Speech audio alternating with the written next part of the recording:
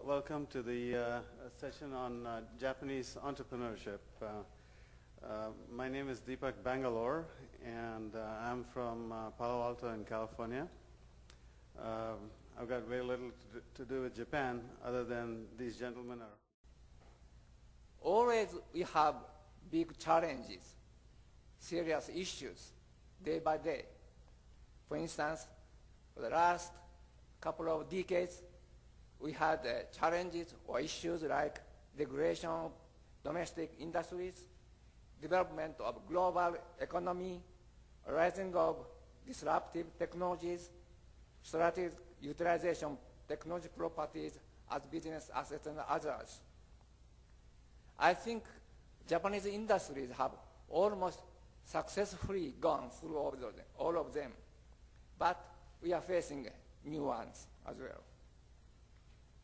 Hitachi is one of the major global electronics industry, as you see here. In this country, you have excellent companies like Samsung and LG groups. As I mentioned, how can they, big enterprises, can survive under very changing economic and social situations? I think there are a number of driving forces for the steady or sustainable growth. One is what I first mentioned, corporate culture or vision.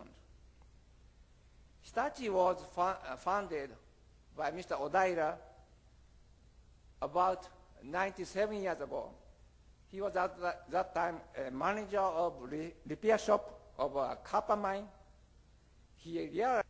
I'm glad to have this opportunity of sharing some ideas on entrepreneurship and innovation in Japan with you. Currently, I work for the Corporate R&D Strategy Office of Matsushita Electric Industrial Company in Osaka. Matsushita is a company which owns brands of Panasonic, National, Technics, and so forth. My major role there is to acquire technology mostly from venture companies, especially when we don't have the core technology inside Matsushita. Now, I'm going to make a short presentation about how technical innovations have been taking place in Japanese high-tech large corporations. By the way, today I selected kind of autumn color because it's October, so my understanding is these are color of leaves, so I used a lot of orange and yellow. This slide shows a simplified overview of organization structure of a manufacturing company. As you are familiar, we have R&D, product planning, production, sales and marketing. And of course, technical innovation is carried out by R&D section. And as for new business creation, usually headquarters will take responsibility. And sales and marketing section will be in charge of business innovation. And today, I want to focus on R&D or technical innovation. This shows two patterns of innovation, namely innovation driven by business strategy and also the one triggered by Cs. And as for the first one, if the business unit decide product A to have this much of sales by certain time, technical section will become responsible for inventing something which should be incorporated in the product so that they can differentiate the product and capture the market large enough to attain this goal. So, and in order to do that, oftentimes, of course, most of the technologies will be created internally by R&D section, but sometimes they have to outsource technology from outside because they don't have enough resource to manage everything internally. And as for the second type, I'm not sure how the chemical reactions are taking place in the brain of genius engineers, but for some reason they can create something very new and strong inside their brain.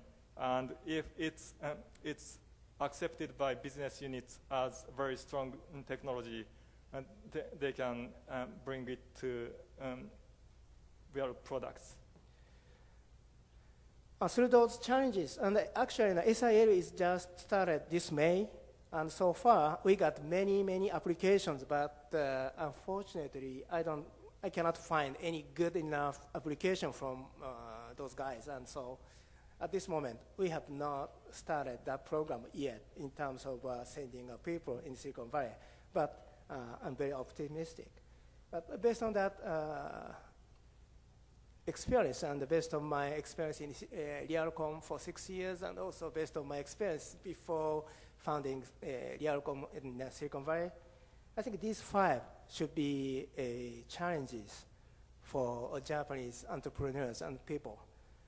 One is to make Japanese staff or people think and act globally.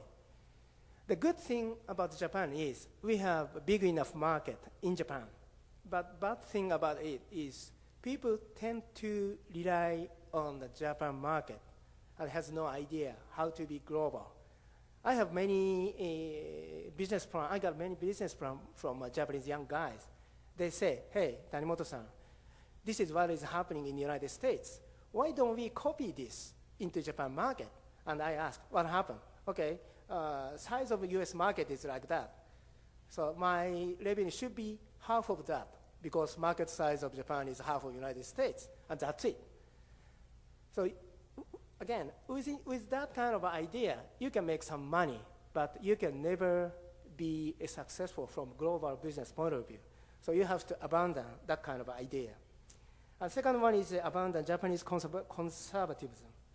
So Nakamura-san talked about NIH syndrome, but in addition to do that, Japanese people tend to like to do everything by Japanese, only by Japanese. But if you'd like to be global, it's better for you to develop a global team. Even within Japan, you can find many Korean people, Chinese people, American people, talented people in Japan. So if you cannot be a global from the geographical point of view at the first, you can develop a global team in Tokyo. That could help a lot, I believe. And then if you go to Silicon Valley, you have to be a local insider, not a guest. In other words, you have to have some good friend who is an insider, for example, in the Silicon Valley or American market or Korean market or whatever. And then if you establish a company or team, choose the right person. And when you choose the right person, English is not an issue. The most important is a cultural fit and attitude. So actually, I set up a 100% subsidiary in Silicon Valley 2 years ago, and I sent 3 engineers. And the guy who is now doing the best job is the guy whose English is not very good. Well, his English was worst among those 3. But he has a challenging spirit, which is the source of his success. And the last one is never compromise in recruiting. Sometimes Japanese people would like to hire the head of US operation, for example, as a Japanese people. But you have to find American people if you'd like to be successful in the American market. And you should never hire second-rated person. You have to hire the best person so that you can get another best person to invite to the team. Okay, that's it for now for my presentation. Thank you very much.